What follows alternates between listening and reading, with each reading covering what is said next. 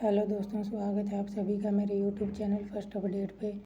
चलिए दोस्तों, आज हम सेल स्ट्रक्चर एंड फंक्शंस का पार्ट 2 शुरू करते हैं।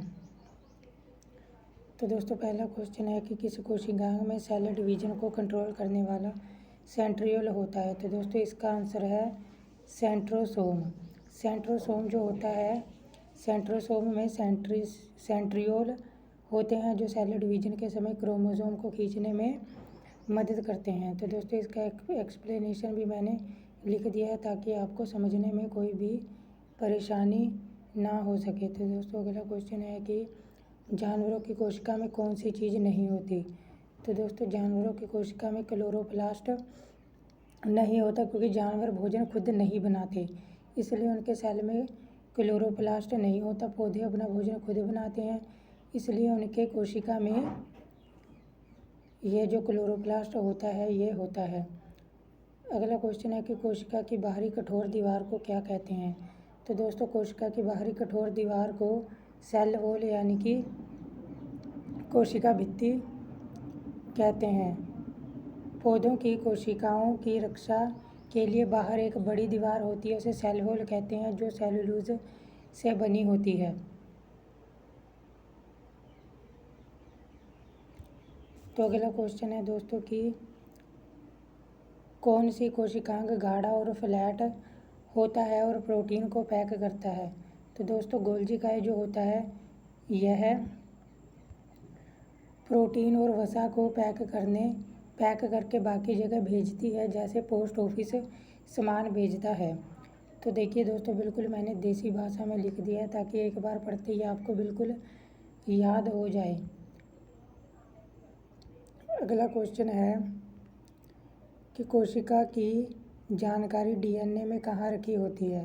तो दोस्तों, जो न्यूक्लियस होता है, न्यूक्लियस के अंदर डीएनए होता है जो शरीर की सभी जानकारी और गुण तय करता है।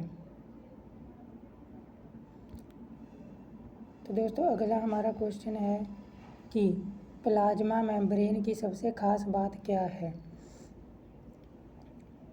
तो दोस्तों, प्लाज्मा मेम्ब्रेन की खास बात यह है कि ये चयनात्मक पारगम्यता है, यानी कि यह झिल्ली अच्छे पदार्थ को अंदर और खराब को बाहर जाने देती है, इसलिए इसे सिलेक्टिव कहते हैं। ये भी आपका दोस्तों मोस्ट इम्पोर्टेंट क्वेश्चन है, इसे आपको याद रखना चाहिए।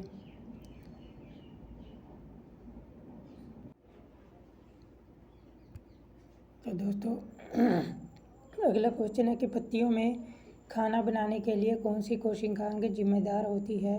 तो दोस्तों, क्लोरोप्लास्ट जो होता है, क्लोरोप्लास्ट में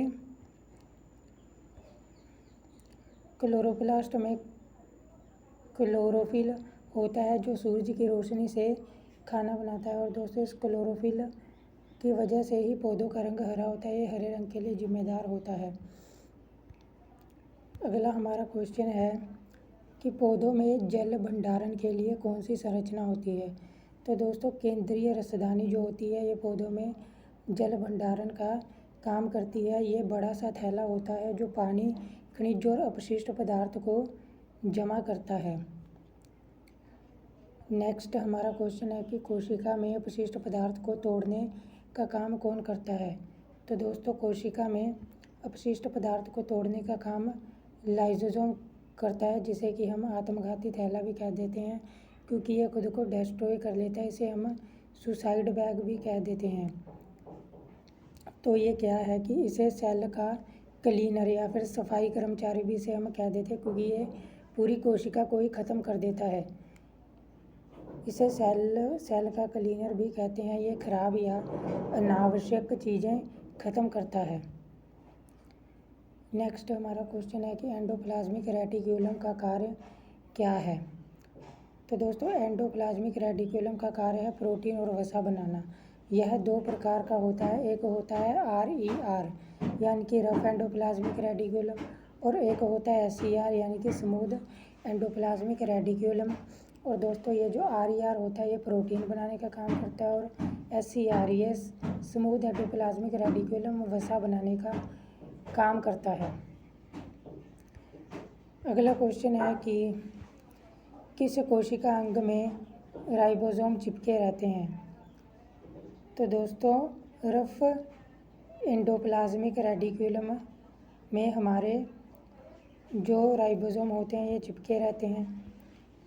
रफ एंडोप्लाज्मिक रेटिकुलम की सतह पर राइबोसोम लगे रहते हैं जो प्रोटीन बनाते हैं ना। ये आपको थोड़ा सा खुरदरा सा लगेगा, बिल्कुल जैसे गोली गोली सी होती है ऐसे आपको इसमें राइबोसोम ऐसे चिपके रहते हैं। अगला क्वेश्चन है कि प्लांट सेल की कोशिका भित्ति किससे बनी होती है। तो दोस्तों प्लांट सेल की कोशिका भित्ति सेलुलोज से बनी होती है। मैंने अभी पीछे भी बताया था, सेलुलोज एक कठिन पदार्थ होता है जो पौधों को मजबूती देता है। ये एक जटिल कार्बोहाइड्रेट होती है। अगला हमारा क्वेश्चन है कि किस कोशिका अंग में खुद का डीएनए होता है। ये भी दोस्तों आपका मोस्ट इम्पोर्टेंट क्वेश्चन है कि माइटोकॉन्ड्रिया में खुद का डीएनए होता है। माइटोकॉन्ड्रिया के पास खुद का डीएनए होता है, इसलिए यह खुद से विभाजित हो सकता है। अगला क्वेश्चन है कि निम्न में से कौन यूकैरियोटिक कोशिका है। तो दोस्तों जो हमारी अमीबा कोशिका है ये एक यूकैरियोटिक कोशिका है।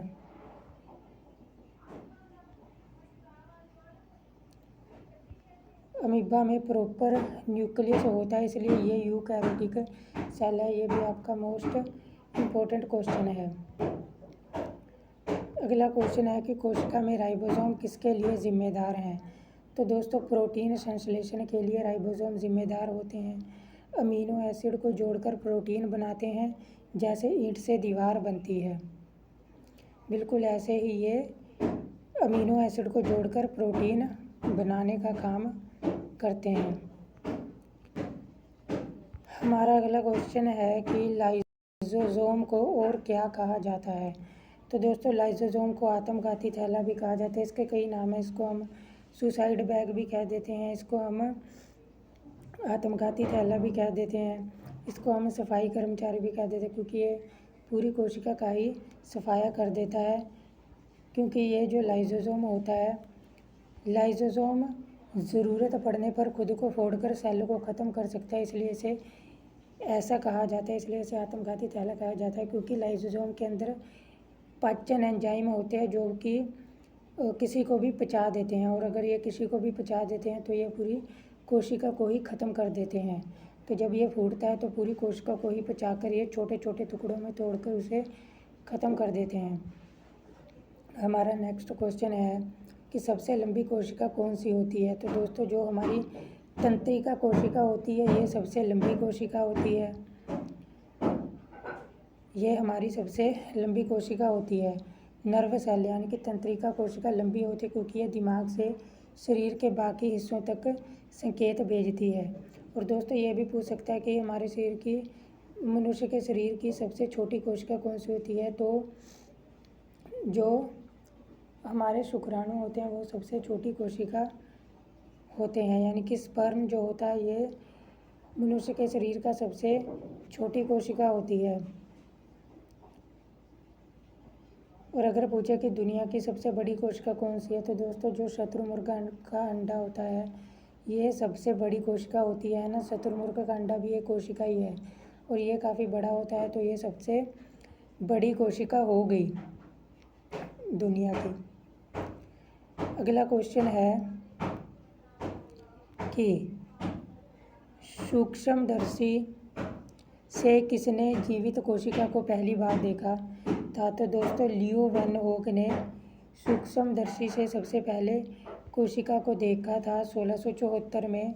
लियो वैन होक ने पहली बार जलीय जीवों में चलती कोशिकाएं देखी थी। और दोस्तों जो हमारा प्रोटोजोआ होता है उसकी भी खोज लियो वैन होक ने ही करी थी।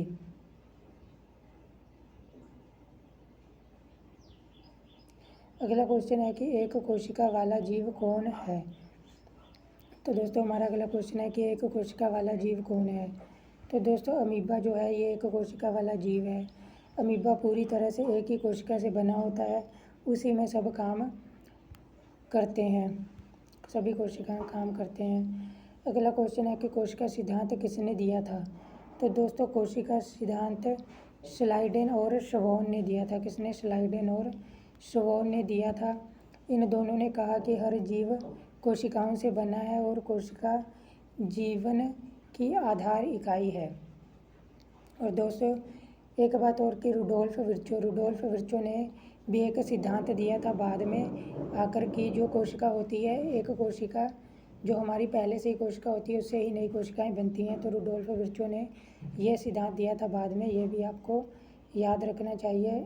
अगला क्वेश्चन है कि माइटोकॉन्ड्रिया किस गैस की ज़रूरत से ऊर्जा बनाता है। तो दोस्तों माइटोकॉन्ड्रिया जो होता है ये ऑक्सीजन गैस की मदद से ऊर्जा बनाता है। माइटोकॉन्ड्रिया ऑक्सीजन से ग्लूकोज को तोड़कर ऊर्जा बनाता है।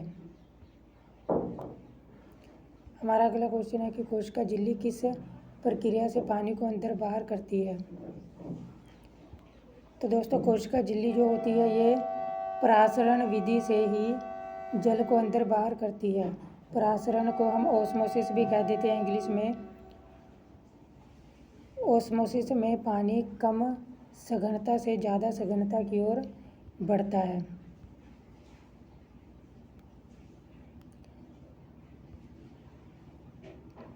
तो दोस्तों यहीं पर आप एक बार होते हैं और याद रख सकते हैं कि जो हमारी कोशिका झिल्ली होती है ये तो परासरण विधि से पानी का आवागमन करती है, पदार्थ का आवागमन करती है, लेकिन जो हमारी कोशिका भित्ति होती है ये विसरण यानी कि डिफ्यूजन विधि से पदार्थ का आवागमन करती है।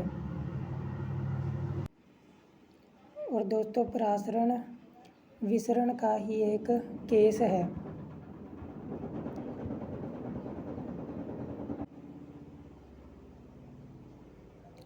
अगला क्वेश्चन है कि कोशिका का आकार और ढांचा कौन तय करता है। तो दोस्तों साइटोस्केलेटन जो होता है ये कोशिका का आकार और ढांचा तय करता है। ये प्रोटीन के धागों से बना होता है जो सेल को सपोर्ट देता है। ये भी आपका मोस्ट इम्पोर्टेंट क्वेश्चन है। अगला क्वेश्चन है कि लाल रक्त कोशिका में कौन सा अंगक नहीं होता। तो दोस्तों लाल रक्त कोशिकाओं में न्यूक्लियस नहीं होता है। लाल रक्त कोशिकाओं में न्यूक्लियस नहीं होता है। आरबीसी में इसे आप केंद्रक कर लेना है, इसे हम बायोलॉजी की भाषा में केंद्रक कहते हैं। आरबीसी में न्यूक्लियस नहीं होता है। ज़्यादा जगह हीमोग्लोबिन के लिए ही होती है। लेकिन दोस्तों इसके दो अपवाद हैं कि जो